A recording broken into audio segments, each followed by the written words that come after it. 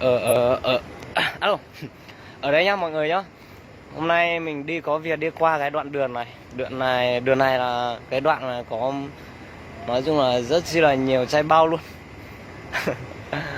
Các chị em phụ nữ ấy, nếu mà có ai nhu cầu thì đi cái đoạn này nhá. Đoạn này ở ngay trong khu công nghiệp Quế Võ 1 Bắc Ninh. Hôm nay mình đi có việc nhá, mình đi xí hàm nhưng mà mình đi qua đây. Bây giờ mình sẽ đi hỏi nhá, đi hỏi giá của mấy anh chặn ở bây giờ đang đứng đây này.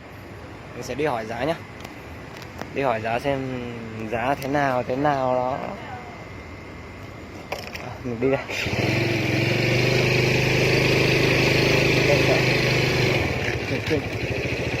Alo. Anh gọi gì Đi khách bao tiền em? 100 rồi. 100 à? 100 cả tính cả tiền chưa?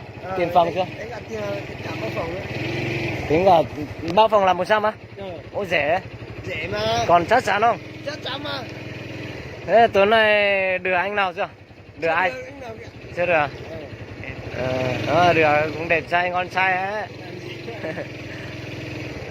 Đấy. Có đi không? Có đi thì cút. Ồ thôi em đi chứ, nhưng mà để em hỏi giá bên này á, tí giá anh thấp quá. Có đi thì cút đi. Anh này mở có vẻ xin to này. Đi bao nhiêu anh ơi? Em đi Bao nhiêu? 300 em bao phòng. 300 bao phòng luôn á? Sinh năm bao nhiêu á? Nhìn trẻ. 2k1 ạ. 2k1 á? 2k1 là đi làm cái nghề này à? Ê, sao cái anh bên này lại 100, anh này 300, phá giá à? Em là Nhà 2k1. sinh viên à? Sinh viên à?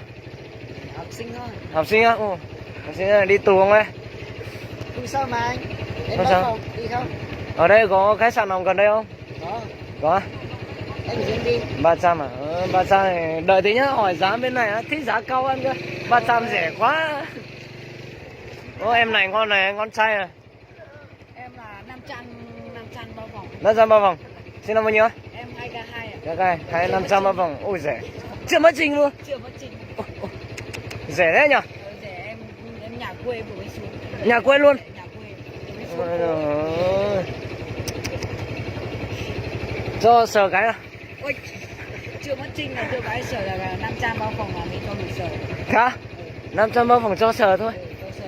Được đấy, đây được. Nhá, đây để đấy. 500 là anh ưa ấy nhá. Ở đấy nhá. Cho là anh sang bên này đi. Anh này đẹp trai, xe Hàn Quốc. Bao tiền em ơi? 200 anh ơi. 200 thôi. Anh bao phòng. Bao phòng luôn. Bao phòng luôn. Chạy cơ này. Còn gì nguyên zin của em bao phòng. Em 2k1 đấy. Sao rẻ đấy? Rẻ mà. Bao phòng 200. Tối nay đi lần nào chưa? Chưa. Chưa đi luôn. Chưa đi. Đi phá luôn. Đừng thế. Thế anh ơi. 200. Ôi. Đi mà anh đi. Ở đây nói chung là anh muốn đi tất cả mọi người cơ, nhưng mà đợi nhá, đợi tí nhá.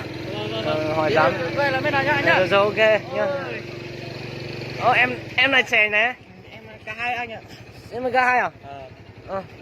Thế khỏe đấy anh ạ. Đi khách bao nhiêu em? Em 250 anh. 250 em bao phòng chưa? Bao phòng luôn anh. Bao phòng luôn rồi. 250. Đây em còn trẻ mà khỏe đây này. Ôi dồi. Sinh năm bao nhiêu? Em K2 rồi anh. K2 á? Anh này đưa cầu to đẹp trai. Ngon. Tối nay đi đưa nhái nào chưa? Em chưa nhái nào luôn anh. Chưa nhái nào luôn? Nguyên luôn. Khỏe thôi. Xem lại. Thế à? Ê, trời, ngon trai lắm này nhỉ. Cưng quá nhỉ. Anh đây anh. Anh này. Bao nhiêu? 1 triệu anh. 1 triệu. Được, 1 triệu được. Ngon. Anh còn sinh mà. Còn sinh luôn. Vâng. Sinh năm bao nhiêu? Sinh năm 2k2 ạ. Còn sinh luôn anh ạ. Đây.